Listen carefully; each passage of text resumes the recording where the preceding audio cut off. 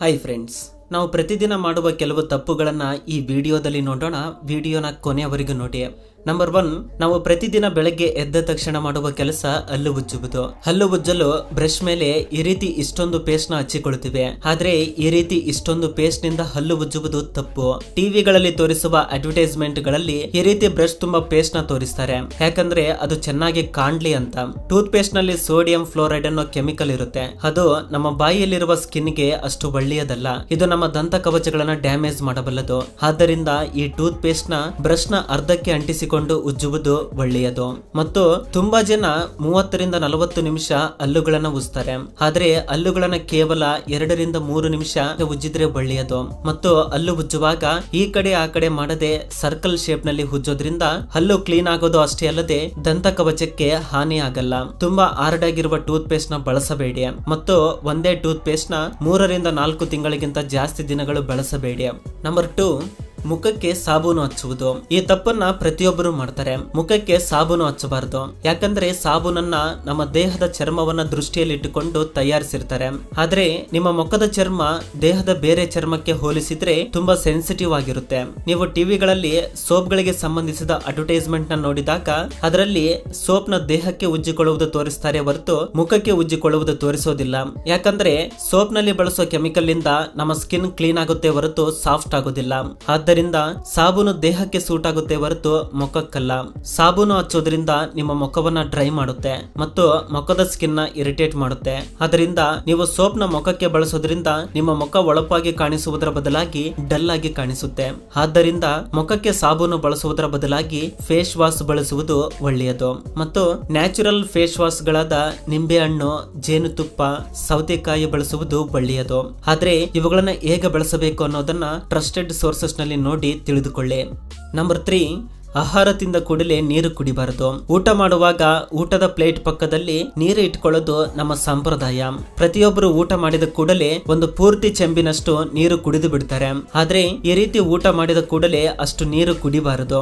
ನಾವು ಊಟ ಮಾಡಿದಾಗ ನಮ್ಮ ಹೊಟ್ಟೆಯಲ್ಲಿರುವ ಆಸಿಡ್ ಅದನ್ನೆಲ್ಲ ಜೀರ್ಣ ಮಾಡುತ್ತೆ. ಆದ್ರೆ ನಾವು ಊಟ ಮಾಡಿದ ಕೂಡಲೇ ನೀರು ಕುಡಿಯೋದ್ರಿಂದ ಆ ಆಸಿಡ್ ನ ಪವರ್ ಕಡಿಮೆ ಆಗುತ್ತೆ. ಇದರಿಂದ ಆಹಾರ ಸರಿಯಾಗಿ ಜೀರ್ಣ ಆಗೋದಿಲ್ಲ.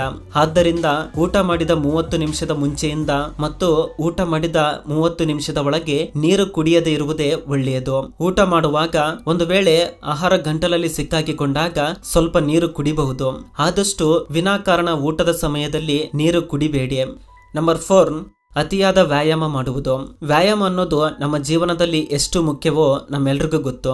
ಎಕ್ಸರ್ಸೈಸ್ ನಿಂದ ನಾವು ಸರಿಯಾದ ತೂಕದಲ್ಲಿ ಬಲವಾಗಿ, ಸುಂದರವಾಗಿ, ಫಿಸಿಕಲಿ ಮತ್ತು ಮೆಂಟಲಿ ಆರೋಗ್ಯವಾಗಿ ಇರಬಹುದು.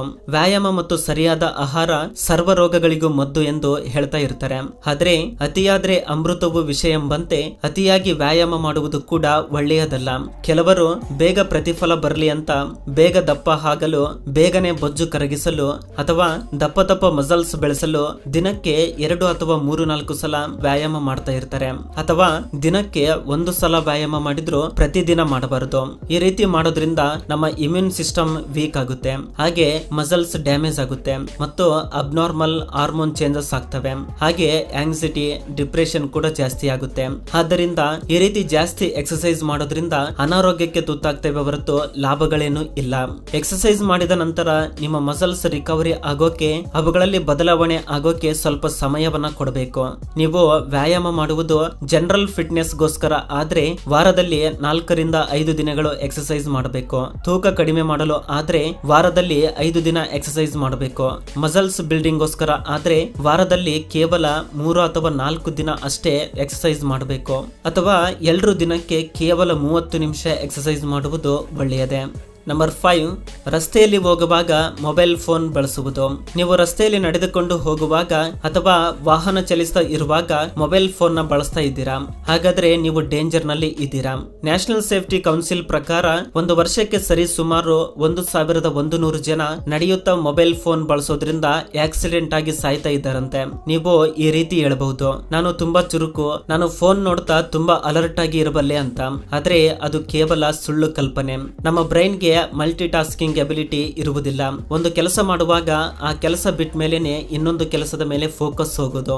ಆದ್ದರಿಂದ ನೀವು ರಸ್ತೆಯಲ್ಲಿ ಫೋನ್ ನೋಡಿಕೊಳ್ತಾ ಹೋಗುವ ಹವ್ಯಾಸವನ್ನ ಬಿಡುವುದು ಒಳ್ಳೆಯದು.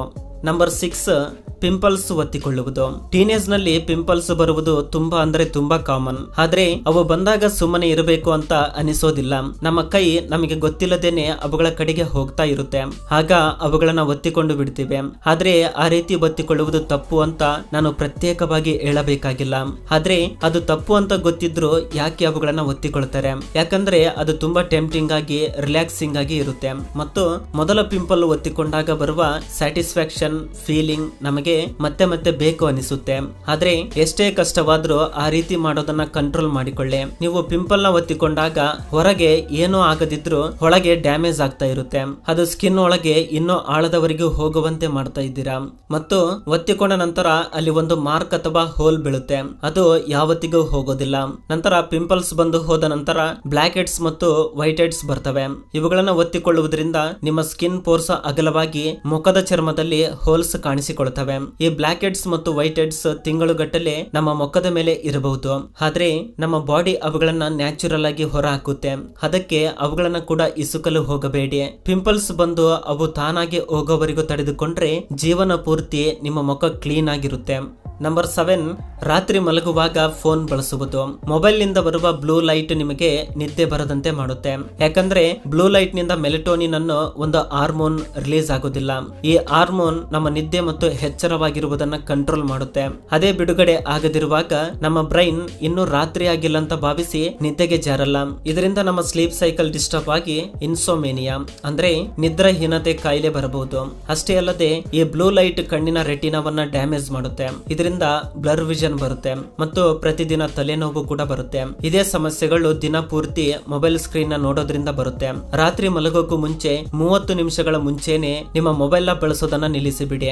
ಒಂದು ವೇಳೆ ಕಡ್ಡಾಯವಾಗಿ ಮೊಬೈಲ್ ನ ಬಳಸಲೇಬೇಕು ಅನ್ನೋ ಸಂದರ್ಭದಲ್ಲಿ ಮೊಬೈಲ್ ನಲ್ಲಿರುವ ಐ ಕಂಫರ್ಟ್ ಮೋಡ್ ನ ಆನ್ ಮಾಡ್ಕೊಳ್ಳಿ. ಇದು ಬ್ಲೂ ಲೈಟ್ ನ ಕಡಿಮೆ ಮಾಡುತ್ತೆ. ನಂಬರ್ 8, ಅತಿಯಾಗಿ ಪೇನ್ ಕಿಲ್ಲರ್ ನ ಬಳಸುವುದು. ಸಾಮಾನ್ಯವಾಗಿ ತುಂಬಾ ಫಿಸಿಕಲ್ ಆಕ್ಟಿವಿಟೀಸ್ ಮಾಡಿ ದಣಿದು ಬಾಡಿ ಪೇನ್ಸ್ ಬಂದಾಗ ಈ ಪೇನ್ ಕಿಲ್ಲರ್ ಮಾತ್ರೆಗಳನ್ನ ನುಂಗ್ತಾ ಇರ್ತಾರೆ. ಕೆಲವರು ಇವು ಎಲ್ಲಿ ನೋವಿದೆನೋ ಅಲ್ಲಿ ಗುಣ ಮಾಡ್ತವೆ ಅಂತ ಅಂದುಕೊಳ್ತಾರೆ. ಆದ್ರೆ ಇವು ಗುಣ ಮಾಡೋದಿಲ್ಲ. ಜಸ್ಟ್ ಆ ನೋವನ್ನ ಬ್ರೈನ್ ಗೆ ಕಳುಹಿಸುವ ನರ್ವ್ ಸಿಗ್ನಲ್ಸ್ ನ ಬ್ಲಾಕ್ ಮಾಡ್ತವೆ. ಒಂದು ವೇಳೆ ನಿಮಗೆ ಎಲ್ಲಾದ್ರೂ ಕಾಲು ಮುರಿದಿದೆ ಅನ್ಕೊಳ್ಳಿ, ಆಗ ನೀವು ಪೇನ್ ಕಿಲ್ಲರ್ ನ ತೆಗೆದುಕೊಂಡ್ರೆ ಬ್ರೈನ್ ಗೆ ಆ ನೋವಿನ ಬಗ್ಗೆ ಗೊತ್ತಾಗುವ ಸಿಗ್ನಲ್ಸ್ ನ ಈ ಪೇನ್ ಕಿಲ್ಲರ್ ಬ್ಲಾಕ್ ಮಾಡುತ್ತೆ. ಇದರಿಂದ ನಮ್ಮ ಮೆದುಳಿಗೆ ನಮಗೊಂದು ಎಲುಬು ಮುರಿದಿದೆ ಅನ್ನೋ ವಿಷಯ ಗೊತ್ತಾಗೋದಿಲ್ಲ. ಇದರಿಂದ ಆ ಎಲುಬು ವಾಸಿಯಾಗುವ ಪ್ರೊಸೆಸ್ ನಿಧಾನವಾಗುತ್ತೆ. ಈ ಪೇನ್ ಕಿಲ್ಲರ್ ಡೋಸ್ ಜಾಸ್ತಿ ಆದ್ರೆ ಎಲುಬು ಮತ್ತೆ ಅಂಟಿಕೊಳ್ಳದೆ ಹಾಗೆ ಇದ್ದು ಬಿಡಬಹುದು. ಮತ್ತು ನೋವಿಲ್ಲದ ಕಾರಣದಿಂದ ನಾವು ಆ ಎಲುಬು ಮುರಿದಿರುವ ಭಾಗವನ್ನ ಬಳಸಿ ಕೆಲಸ ಮಾಡೋದ್ರಿಂದ ಆ ಪ್ರದೇಶದಲ್ಲಿ ಇನ್ನಿಷ್ಟು ಡ್ಯಾಮೇಜ್ ಆಗುತ್ತೆ. ಆದ್ದರಿಂದ ನಿಮಗೆ ಪದೇ ಪದೇ ಒಂದೇ ಕಡೆ ನೋವು ಬರ್ತಾ ಇದ್ರೆ ಪೇನ್ ಕಿಲ್ಲರ್ ಬಳಸ್ತಾ ಹಾಗೆ ಇರಬೇಡಿ. ಹಾಸ್ಪಿಟಲ್ಗೆ ಹೋಗಿ ಚೆಕ್ ಮಾಡಿಸಿಕೊಳ್ಳಿ. ನಂಬರ್ 9, ಊಟ ಮಾಡಿದ ಕೂಡಲೇ ಮಲಗಬಾರದು. ನೀವು ಈ ಮಾತನ್ನ ಇದಕ್ಕೂ ಮುಂಚೆ ಎಷ್ಟೋ ಸಲ ಕೇಳಿರ್ತೀರಾ. ಆದ್ರೆ ಇದರಿಂದ ಏನ್ ಸಮಸ್ಯೆ ಆಗುತ್ತೆ ತುಂಬಾ ಜನರಿಗೆ ಗೊತ್ತಿಲ್ಲದೆ ಇರೋದ್ರಿಂದ ಇದನ್ನ ಯಾರು ಕೇರ್ ಮಾಡೋದಿಲ್ಲ. ಆದ್ದರಿಂದ ರಾತ್ರಿ ಲೇಟ್ ಆಗಿ ಊಟ ಮಾಡಿ ತಕ್ಷಣ ಮಲಗಿ ಬಿಡ್ತಾರೆ. ಇಷ್ಟಕ್ಕೂ ಈ ರೀತಿ ಊಟ ಮಾಡಿದ ತಕ್ಷಣ ಮಲಗೋದ್ರಿಂದ ಬರುವ ನಷ್ಟಗಳೇನು ಈಗ ನೋಡೋಣ. ನಾವು ನಿದ್ದೆಗೆ ಜಾರಿದಾಗ ನಮ್ಮ ಬ್ರೈನ್ ತುಂಬಾ ಕೆಲಸಗಳನ್ನ ಮಾಡುತ್ತೆ. ನಮಗೆ ಬೆಳಗ್ಗೆ ಸಮಯದಲ್ಲಿ ಗಾಯಗಳು, ನೋವುಗಳು, ಇನ್ನು ಏನೇನೋ ಆಗಿರುತ್ತೆ. ಇಂತಹ ಪ್ರಾಬ್ಲಮ್ಸ್ ನೆಲ್ಲ ನಮ್ಮ ಬ್ರೈನ್ ರಾತ್ರಿ ಹೊತ್ತು ಸರಿಪಡಿಸುತ್ತೆ. ಆ ರೀತಿ ಸರಿಪಡಿಸಲು ಬ್ರೈನ್ ಗೆ ಸಾಕಷ್ಟು ರಕ್ತ ಬೇಕು. ಯಾಕಂದ್ರೆ ರಿಪೇರಿ ಆಗೋ ಜಾಗಕ್ಕೆ ಬ್ಲಡ್ ಕಳುಹಿಸಿ ರಿಪೇರಿ ಮಾಡಿಸುತ್ತೆ. ಆದ್ರೆ ನಾವು ಊಟ ಮಾಡಿದ ತಕ್ಷಣ ಮಲ್ಕೊಂಡ್ರೆ ನಮ್ಮ ಬ್ರೈನ್ ಬೇರೆ ಭಾಗಗಳನ್ನ ಸರಿಪಡಿಸಲು ಬೇಕಾಗುವ ಬ್ಲಡ್ ನೆಲ್ಲ ಹೊಟ್ಟೆಯ ಭಾಗಕ್ಕೆ ಕಳುಹಿಸುತ್ತೆ. ಯಾಕಂದ್ರೆ ನಾವು ತಿಂದ ಆಹಾರದಲ್ಲಿನ ಪೋಷಕಾಂಶಗಳು ನಮ್ಮ ಕರುಳಿನ ಮೂಲಕ ರಕ್ತದಲ್ಲಿ ಹೋಗಿ ದೇಹದ ಇತರೆ ಭಾಗಗಳಿಗೆ ಹರಡ್ತವೆ. ಆದ್ದರಿಂದ ತಿಂದ ಆಹಾರ ಜೀರ್ಣವಾಗಲು ನಮ್ಮ ಬಾಡಿಯಲ್ಲಿ ಎಲ್ಲಾ ಕಡೆಗೆ ಇರುವ ರಕ್ತ ಹೊಟ್ಟೆಯ ಹತ್ತಿರ ಹೋಗುತ್ತೆ. ಊಟ ಮಾಡಿದ ಕೂಡಲೇ ಆದಷ್ಟು ಬೇಗ ಜೀರ್ಣವಾಗದಿದ್ದರೆ ತಿಂದ ಆಹಾರ ವಿಷಕಾರಿಯಾಗಬಹುದು. ಅದಕ್ಕೆ ನಮ್ಮ ಬ್ರೈನ್ ನಾವು ಮಲ್ಕೊಂಡಾಗ ಮಾಡಬೇಕಾಗಿರುವ ಇತರ ಕೆಲಸಗಳನ್ನೆಲ್ಲ ಬಿಟ್ಟು ಮೊದಲು ಊಟವನ್ನ ಜೀರ್ಣ ಮಾಡಲು ದೇಹದಲ್ಲಿನ ರಕ್ತವನ್ನೆಲ್ಲ ಹೊಟ್ಟೆಯ ಭಾಗಕ್ಕೆ ಕಳುಹಿಸುತ್ತೆ. ಇದರಿಂದ ಗಾಯಗಳು ಮತ್ತು ಇನ್ನಿತರೆ ಸಮಸ್ಯೆಗಳು ನಾವು ಬೆಳಗ್ಗೆ ಎದ್ದ ನಂತರ ಹಾಗೆ ಇರ್ತವೆ. ಅಷ್ಟೊಂದು ವಾಸಿ ಆಗಿರೋದಿಲ್ಲ. ಆದ್ದರಿಂದ ನೀವು ರಾತ್ರಿ ಮಲಗೋಕ್ಕೂ 3 ಗಂಟೆಗಳ ಮುಂಚೆನೆ ಊಟ ಮಾಡಿ. ಇದು ಫ್ರೆಂಡ್ಸ್ ಈ ದಿನದ ವಿಡಿಯೋ.